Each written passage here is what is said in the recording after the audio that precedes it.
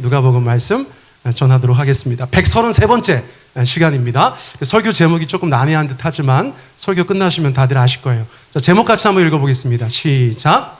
끝까지 거룩한 숨으로. 끝까지 거룩한 숨으로. 성경 구절은 한 구절입니다. 누가복음 23장 46절 말씀 같이 읽습니다. 시작. 예수께서 큰 소리로 불러 이르시되 아버지 내 영혼을 아버지 손에 부탁하나이다 하고 이 말씀을 하신 후 숨지시니라. 아멘.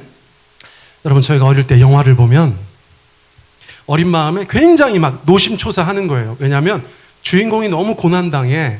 그리고 막 다른 사람들한테 막 맞기도 하고 죽음의 위협에 노출되기도 하고. 그러면 선배들이나 어른들이 뭐라고 얘기하셨냐면 걱정하지 마.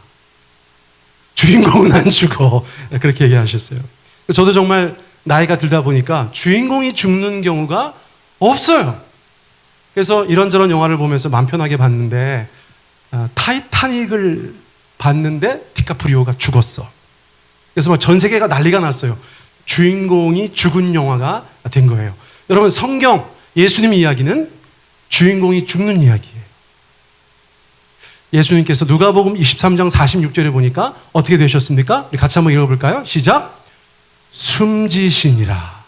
숨지시니라. 그런데 원어, 성경이 기록되어져 있는 원어, 신약 성서는 그리스 말로 기록되어져 있는데 그 헬라어 성경을 잘 번역한 것이 영어예요. 영어 성경 보니까 뭐라고 되어져 있냐면 예수님께서 그 마지막 숨을 쉬셨다. 예수님께서 그 마지막 숨을 쉬셨다. 이렇게 되어져 있어요. 여러분, 숨 쉬세요? 안 쉬는 분 계세요? 큰일 나. 여러분, 숨 쉬는 건 굉장히 중요한 거예요. 여러분, 첫 번째 숨 쉰 거 기억나세요? 첫 번째 숨 쉰 거? 기억이 안 나시죠? 그런데 여러분 있잖아요. 우리가 아이가 태어났을 때 울지 않으면 아이를 때려요. 그래서 모르긴 몰라도 여기 계신 분들 중에서 10에 8, 9은 태어나자마자 구타를 당하신 거예요. 근데 왜 때렸어요? 의사 선생님이 간호사가 억하심정이 있어서 때렸어요? 아니에요. 울어야 해서 때렸어요. 울어야 해서. 아이가 왜 울어야 합니까? 울면서 폐가 확 펴진다는 거예요. 엄마 태출통에서 산소를 공급받다가 이제 스스로 자가호흡해야 되는데 그러기 위해서는 폐가 쫙 펴져야 되는데 울지 않으면 안 펴진다는 거예요. 그래서 애가 태어났을 때 엉덩이를 때려요. 어떤 사람은 이런 얘기도 해요. 이게 생일빵의 원조다. 그래서 태어난 아이 벌스데이에 생일 축하해 하면서 애를 때린 것이 생일빵이 시작되었다. 이건 3부 예배 거예요. 3부 예배 거. 그래서 어쨌거나 저희가 숨 쉬는 게 중요하니까, 안 쉬면 큰일 나니까 태어나자마자 그렇게 숨 쉬도록 해서 오늘날도 숨을 쉬고 있다는 거예요. 여러분, 숨은 생명입니다. 할렐루야. 여러분, 숨을 쉰다는 것은 우리 가운데 생명이 있다는 것이에요. 숨이 붙어 있다는 말은 그냥 간신히 살아있다는 말이지만 그래도 숨이 붙어 있으면 그 사람은 살아있는 것입니다. 한국말이 얼마나 재밌습니까? 야채가 이렇게 품이 죽어가면 뭐라고 얘기해요? 숨이 죽었다. 숨이 죽었다. 이렇게 표현해요. 여러분, 그만큼 숨은 생명과 깊은 연관이 있는 것이에요. 자, 성경에 보면 영적으로도 숨이 굉장히 중요하다고 저희 가운데 말씀해 주고 있어요. 여러분, 이거는 조금 어려운 얘기가 될 수 있는데 잘 들어보세요. 여러분, 성경은 크게 두 개로 나눌 수 있습니다. 그렇죠? 옛날 거랑 요즘 거, 예를 들면 그래서 이전 것을 구약성서라고 하고 새로 주신 말씀을 신약성서라고 하잖아요. 구약성서는 어떤 말로 쓰여져 있어요? 히브리어로 쓰여져 있어요. 이스라엘 사람들 말이에요. 신약성서는 헬라어, 그리스 말로 적혀져 있어요. 그래서 성경이 구약성서만 있을 때 사람들이 구약성서를 가만히 보니까 굉장히 중요한 단어가 등장합니다. 자, 따라해 보세요. 루아흐. 제대로 해보세요. 마지막에 확 긁어야 돼. 시작. 루아흐. 무슨 뜻이에요? 숨이라는 뜻이에요. 호흡, 바람, 기운, 영. 이게 루아흐라는 단어예요. 그러면 여러분, 루아흐는 뭔지는 모르겠는데 한국말로 가만히 보니까 공통점이 있어요. 어떤 공통점이 있습니까? 첫째, 보여요, 안 보여요? 안 보여.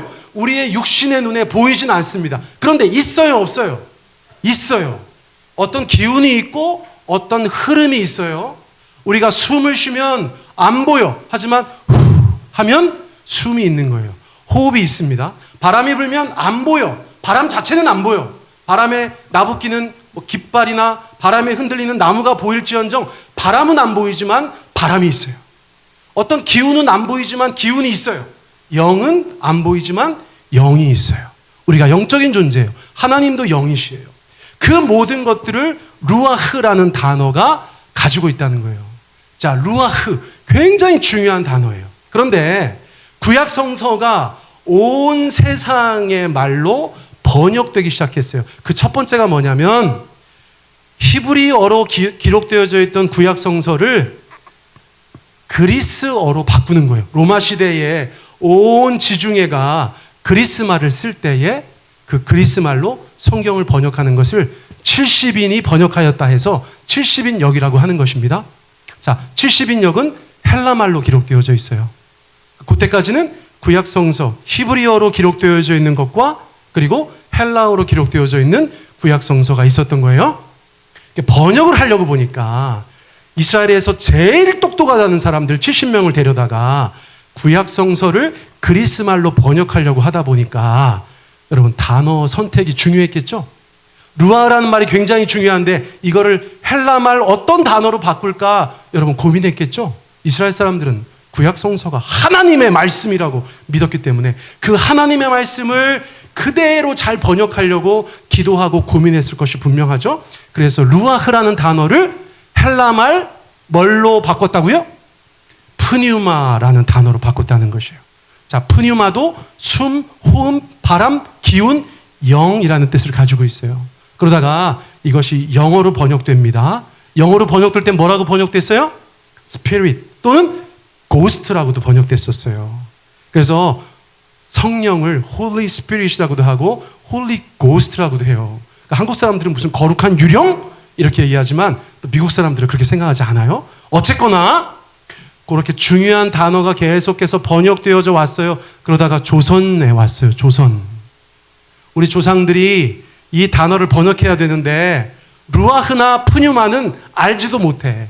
우리 조상들은 중국어 성경이나 선교사들이 가지고 온 영어 성경 보고 처음으로 한국말로 번역을 했어요. 자, 그러니까 어떤 단어로 번역을 했을까요? 우리가 알고 있잖아요. 영.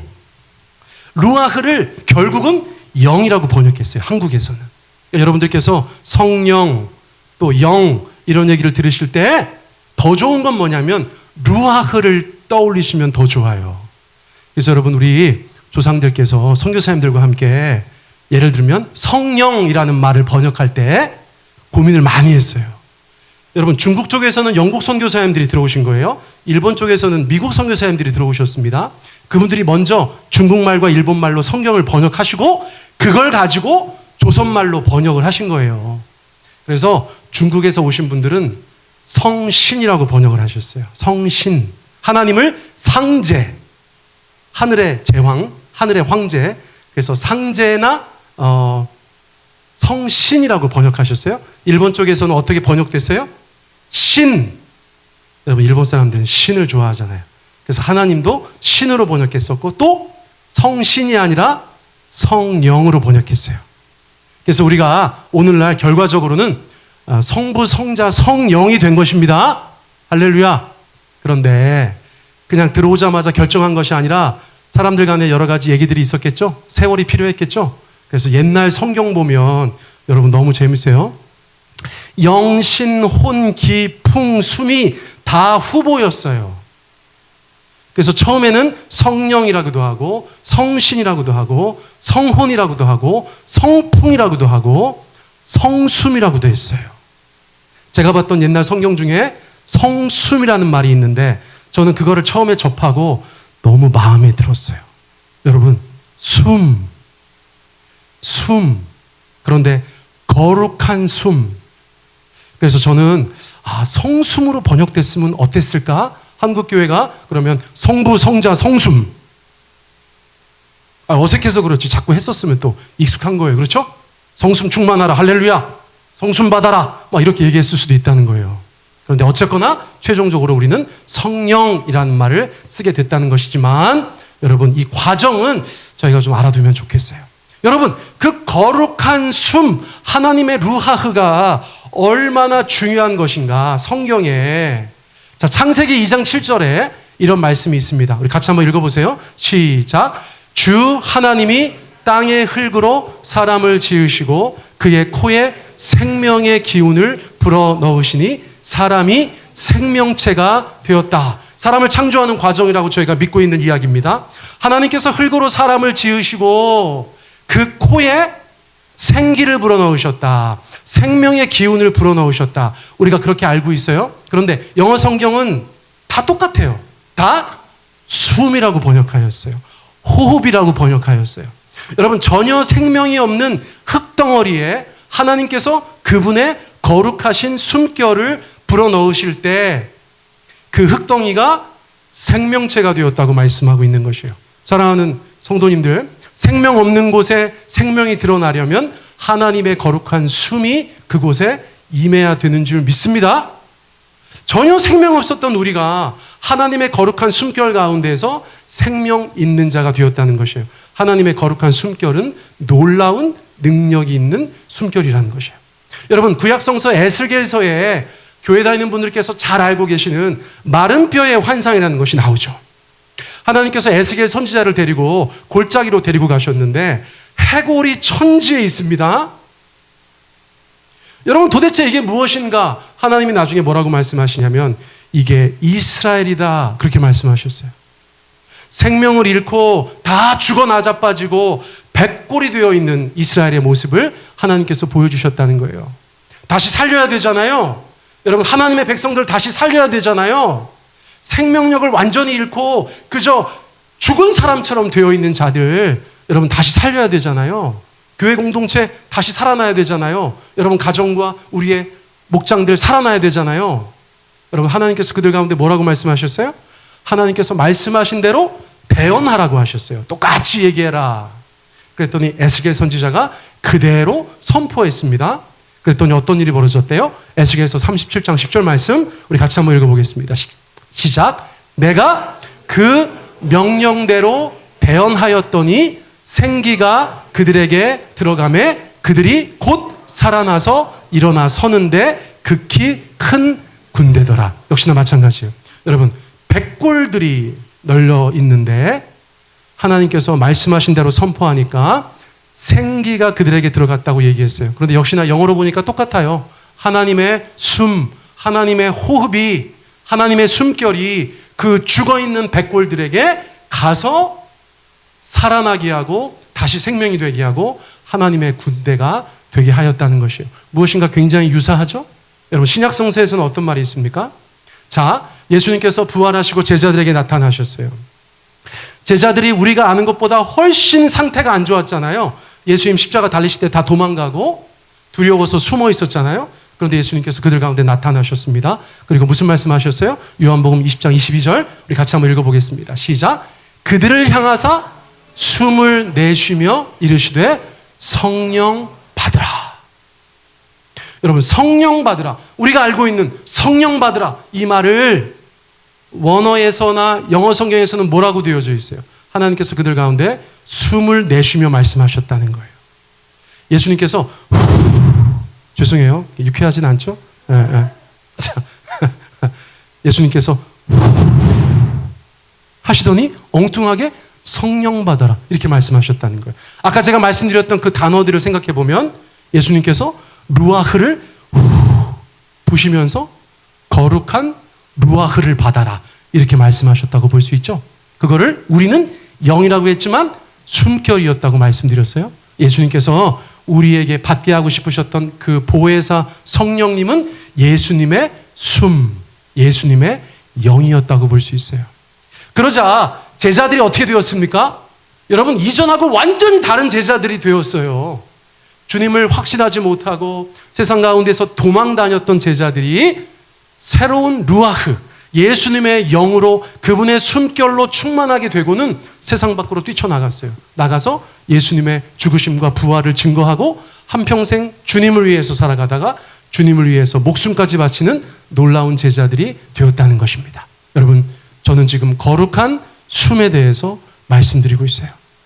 생명이 없는 자들에게 생명을 주고 죽었던 자들을 다시 소생시키시고 예수님의 사람들을 주님께서 원하시는 수준의 놀라운 단계로 나아가게 하는 그 모든 일들 가운데는 하나님의 숨이 있다. 거룩한 숨이 있다. 그렇게 말씀드릴 수 있어요. 여러분, 인간의 숨은 생명이다라는 말씀을 드리다가 제가 루아흐를 굉장히 길게 말씀드렸어요. 자, 다시 본문으로 돌아옵니다. 본문으로 돌아와서 오늘 말씀을 다시 읽어봐요. 예수님께서 숨지셨다. 여러분, 숨졌다는 말씀을 생각해 본 적 있으세요? 여러분, 저녁이 되면 해가 어떻게 됩니까? 해가 집니다. 여러분, 제가 좋아하는 여행 스케치의 노래 중에 별이 진다네. 여러분, 꽃이 집니다. 그리고 숨이 지는 거예요. 우리가 하나님 앞에서 우리의 숨이 정말 생명력으로 넘치다가 어느 순간에 그 숨이 지게 된다는 것입니다. 이것이 지난번에도 말씀드렸듯이 인간 누구나 피할 수 없는 생로병사라는 것이에요. 자, 시편의 기자는 이렇게 고백합니다. 104편 29절 말씀 우리 같이 한번 읽어볼까요? 시작. 주께서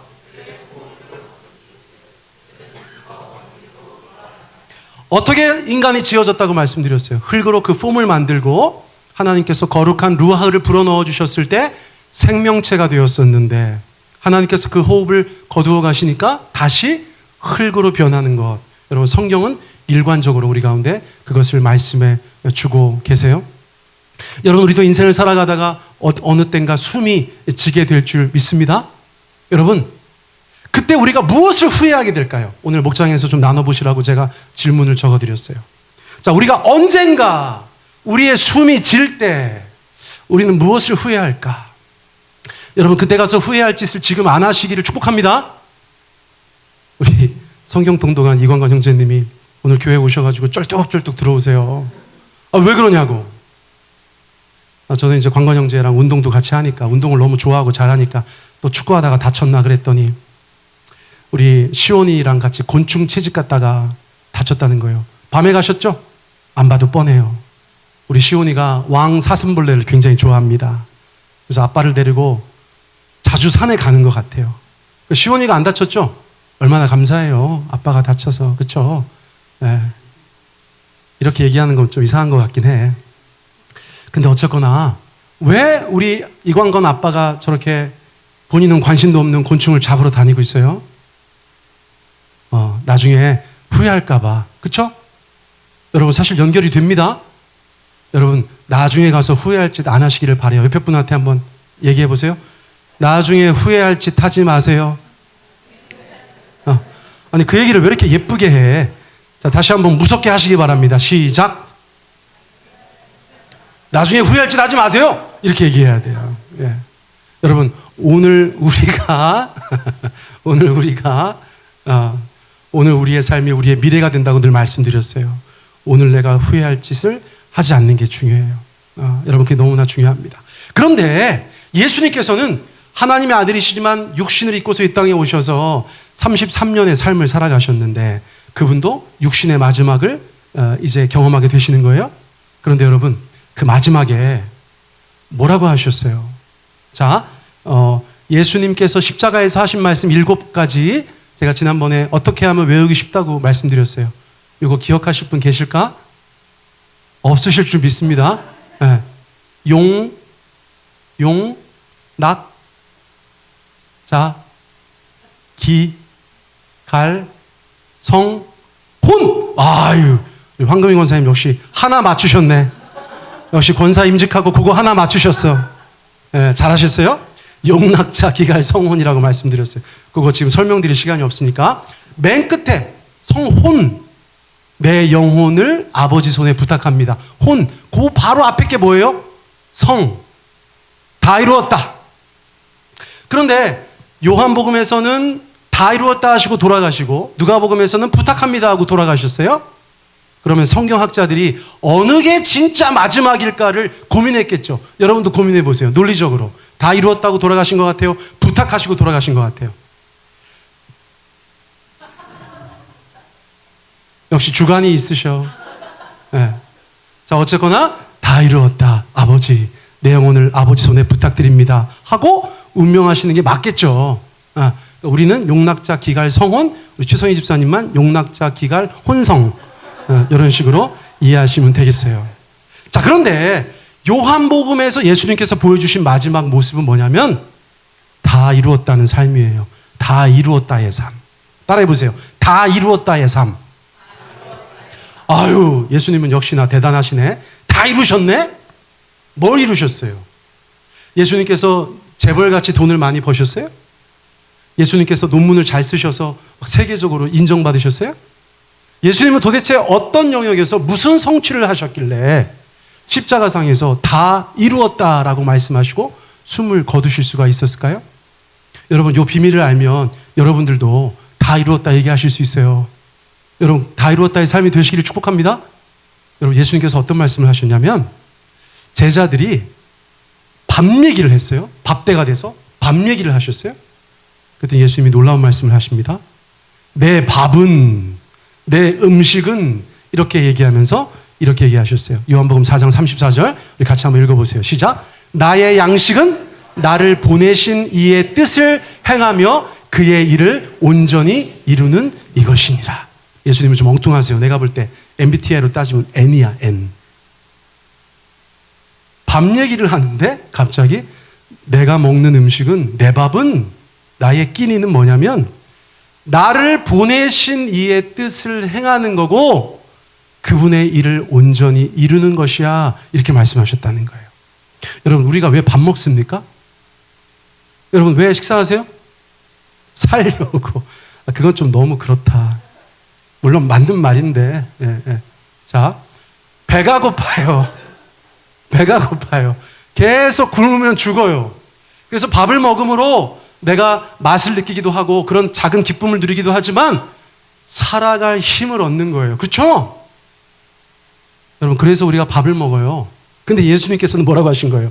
내 밥은, 나는 무엇 때문에 살아가고 무엇 때문에 힘이 나냐면, 내 삶에 정말 어떤 것이 내게 정말 기쁨이냐면 하나님의 뜻을 행하고 그분의 일을 온전히 이룰 때에 나는 너희들이 밥 먹는 것하고 똑같은 일이 벌어진다.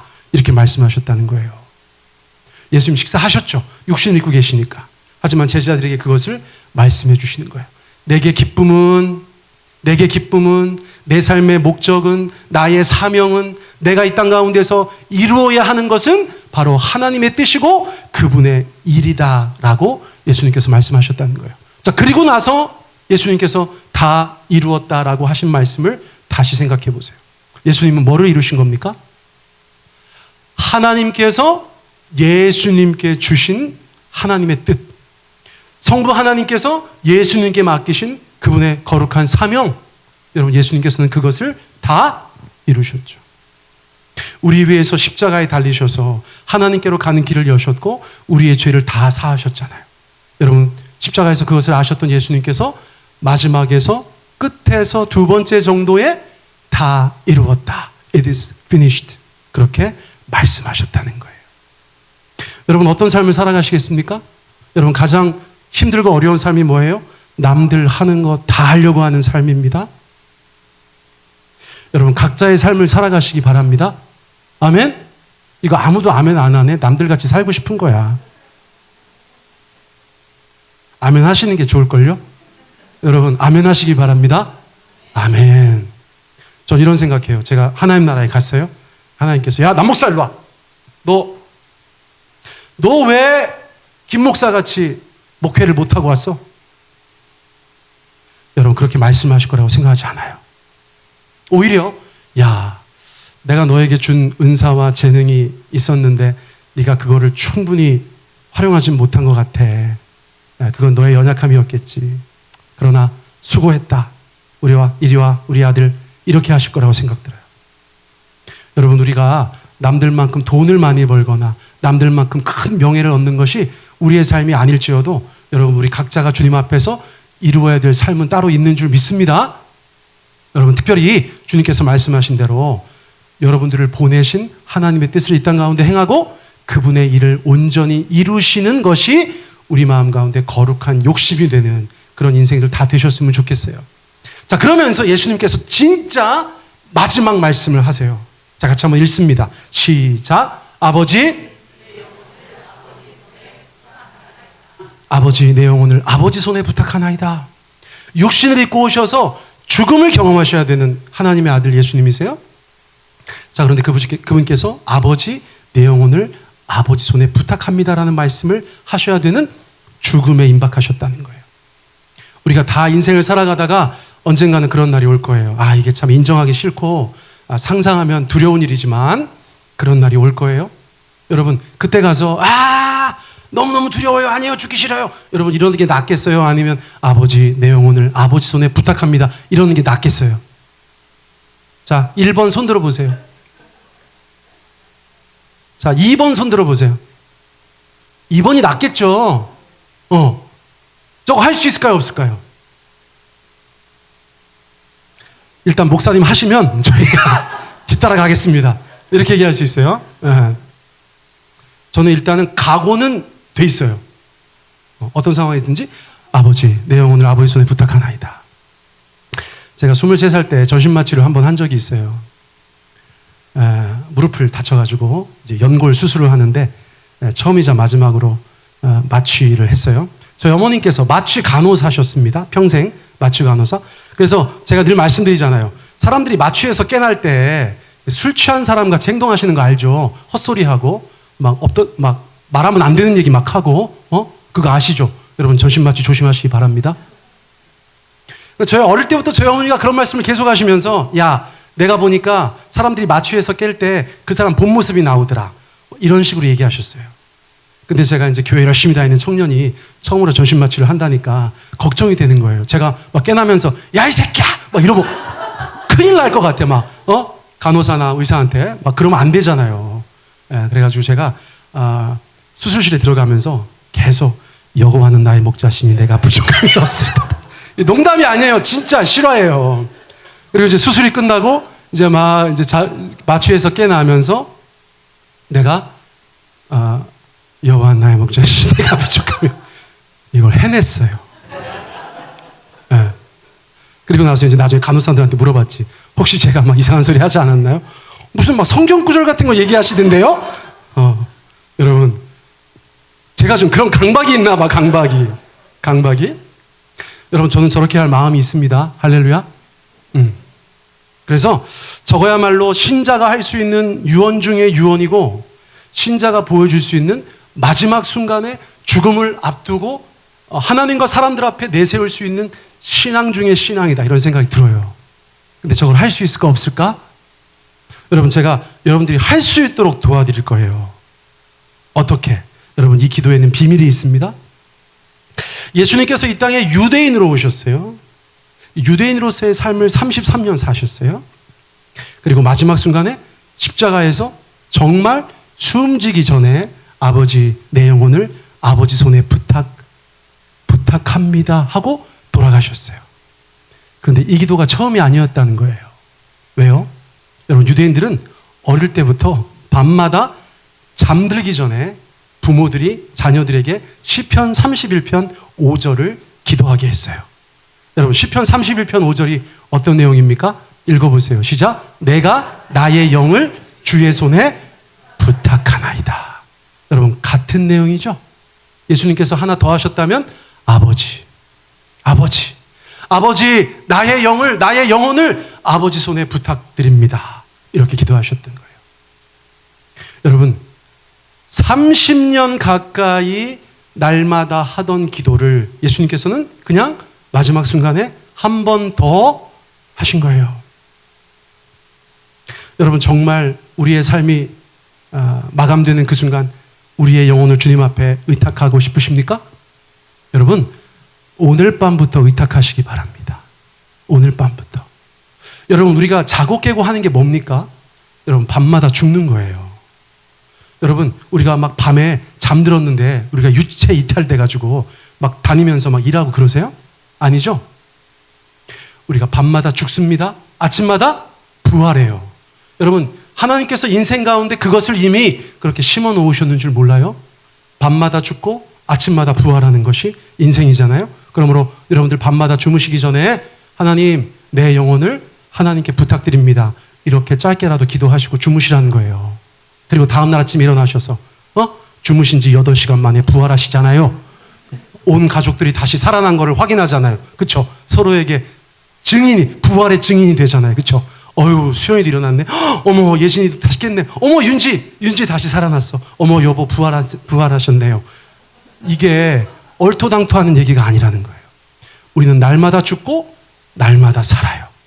그러므로 날마다 주님 앞에 고백한 것이 우리 안에 고스란히 있다가 여러분 마지막 순간에 그게 되는 것입니다. 훈련을 실전같이 하고 실전이 훈련같이 나오는 거죠. 여러분, 저희 오늘 주보에 제가 광고 말씀드렸어요. 우리 교회 예체능을 시작합니다. 우리 교회 예체능. 탁구도 가르쳐주고 드럼도 가르쳐주고 기타도 가르쳐주고. 여러분, 제가 마음을 두고 있는 건 탁구예요. 탁구. 여러분들의 담임 목사가 탁구를 겁나게 잘 치느냐? 그렇지 않습니다. 최근 들어서 이창도 집사한테 계속 지고 있어요. 이창도 집사가 2년 넘게 저를 목표로 레슨을 받았어요. 그래서 드디어 목표를 달성했어요. 얼마나 약오른지 몰라요. 옛날에는 나보다 못 쳤는데 이젠 저보다 잘 쳐요. 그래서 제가 탁구 레슨하고 제가 못하는 날은 이창도 집사님이 오셔서 가르쳐 주실 거예요. 벌써 7명이라고 말씀드렸는데 9명이 신청하셨어. 큰일 났어요. 그래서 할 거면 더 많이 하시고 안 할 거면 그만하시기 바랍니다. 아시겠죠? 할 거면 확 더 하셔가지고 저희가 두 반으로 나눠서 하게 그렇게 진행했으면 좋겠어요. 근데 제가 이 말씀을 왜 드리냐면 여러분들 레슨을 잘 하려고 제가 연습하고 있어요. 누구를 상대로? 저희 아내하고 최진명 형제를 대상으로 제가 몇 주 전부터 레슨을 시작했어요. 근데 저희 아내는 탁구를 배운 적이 없기 때문에 제가 가르치는 대로 잘 따라하고 있습니다. 여러분, 그러니까 금방금방 늘더라고요. 최진명이 문제야. 최진명은 왜 문제냐? 중학교 때부터 탁구를 쳤다는 거예요. 어떻게 쳤어요? 지 맘대로. 탁구를 자기 소견에 오른 대로 치고 있어요. 그래서 제가 계속해서 레슨하면서 그 자세를 교정해 주는데 여러분, 그 앞에서는 교정이 되는 것 같아요. 스스로 만족합니다. 영상을 찍고 다시 보면서 목사님 제가 이렇게 잘 친다니 너무 놀라워요. 지난주에 우리 최진명 형제가 장인어른 되시는 우리 정태호 선교사님과 저희 교회를 방문했어요. 저와 저희 아내가 밤에 4사람이 모여서 탁구를 쳤습니다. 저희 아내가 태어나서 처음으로 남자 2사람을 상대로 복식을 한 거예요. 여러분, 결과가 어떻게 됐을까요? 여러분, 제가 졌으면 얘기하겠어요? 이겼어요. 저희 아내가 깜짝 놀라는 거예요. 자기도 모르게 막 손이 나가. 막 공이 오면 막 자기도 모르게 때려. 근데 문제는 누구라고요? 최진명이에요. 밖에서 듣고 있을 텐데. 뭐가 문제입니까? 막상 게임이 시작되니까 목사님이 가르쳐 준 거 아무것도 못하고 예전에 하던 대로 하는 거예요. 어떤 교훈을 얻습니까? 여러분, 급하면 하던 대로 해요. 따라해보세요. 급하면 하던 대로 한다. 여러분, 우리가 마지막 순간에 아버지, 내 영혼을 아버지 손에 부탁드립니다 라고 말씀할 수 있으려면 평소에 해야 된다는 거예요. 날마다. 할렐루야. 여러분, 그래야 급할 때 남보현 청년이 여호와 나의 목자시니 내게 부족하니 이렇게 했던 것처럼 오토매티컬리 우리가 그것을 고백할 수 있어요. 여러분, 오늘부터 할렐루야. 여러분들의 삶을, 여러분들의 생명을, 여러분들의 영혼을 주님 앞에 부탁하시기 바랍니다. 여러분, 예수님께서는 하던 것을 끝까지 하신 거예요. 아멘. 여러분들도 이제 하시던 것들을 끝까지 하시기를 축복합니다. 그리고 하시던 것을 마침내 끝에 하실 수 있었던 거예요. 하던 대로 성공하신 거예요. 거기까지가 사람의 몫이에요. 우리가 할 수 있는 몫이에요. 우리의 최선에 이제 모든 것은 하나님께 그 바통이 넘어가는 것입니다. 여러분, 천국이 있는 줄 믿습니다. 내세가 있는 줄 믿습니다. 하나님의 나라가 있는 줄 믿습니다. 우리가 이 땅에서 하나님 앞에 세상에 참으로 성실하고 충성되고 복되고 아름다운 삶을 살다가 언제든 우리의 숨이 지게 될 때 여러분 우리는 아버지 내 영혼을 아버지 손에 부탁합니다라고 고백하고 주님 앞에 나아가고 그 이후는 믿음의 영역이고 하나님의 영역인 줄 믿습니다. 그러기 위해서는 오늘 우리가 주님 앞에 이 고백을 할 수 있어야 된다는 거예요. 여러분들이 같이 한번 주님 앞에 기도 드릴까요? 여러분 어떤 기도로 나가셨으면 좋겠어요? 자, 두 가지 기도합니다. 두 가지 기도. 첫째, 여러분 안에 생명으로 충만하십니까?